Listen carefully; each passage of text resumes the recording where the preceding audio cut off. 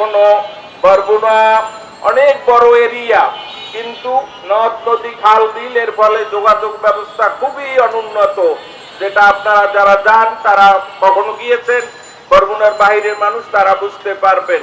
এমতো অবস্থায় চিকিৎসা ব্যবস্থা শুধুমাত্র বরিশালে একটা মেডিকেল কলেজ রয়েছে, সেখানেও ইতিমধ্যে শুনেছেন সেখানকার চিকিৎসা ব্যবস্থাও করোনার পর থেকে একেবারেই ভেঙে পড়েছে বলা চলে। পর্যাপ্ত চিকিৎসক নেই, সুযোগ সুবিধা নেই। আর সেই বরগুনা পাথরঘাটা থেকে বরিশালে পৌঁছতে 5-6 ঘন্টা সময় লেগে যায়। তালতলি থেকে, কুয়াকাটার থেকে, বামনা থেকে অনেক দূরে, রাস্তাঘাটও ভালো নয়।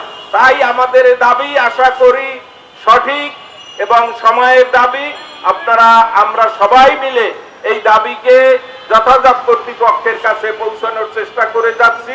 ইতিমধ্যেই আমরা সরকারের স্বাস্থ্য মন্ত্রণালয়, স্বাস্থ্য অধিদপ্তরের বিভিন্ন দায়িত্বশীল ব্যক্তিবর্গের সাথে ব্যাপারে আলাপ আলোচনা করেছি এবং তারা আমাদেরকে কিছুটা হলেও আশ্বাস দিয়েছেন।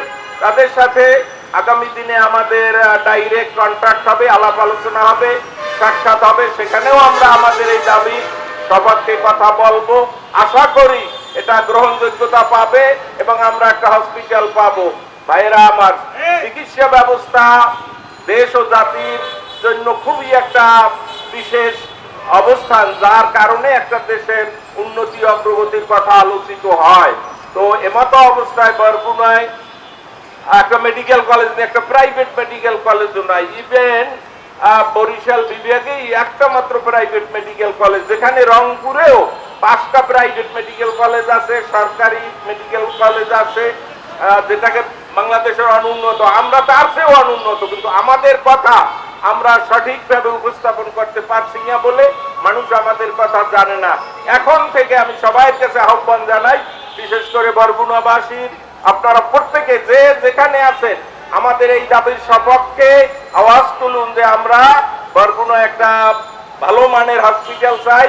সেটা এই চীনের সাহায্যে যে কয়েকটা হসপিটাল হবে তার মধ্যে একটা অবশ্যই আমরা চাই এবং এটা দাবি আমাদের যুক্তিযুক্ত এবং সঠিক।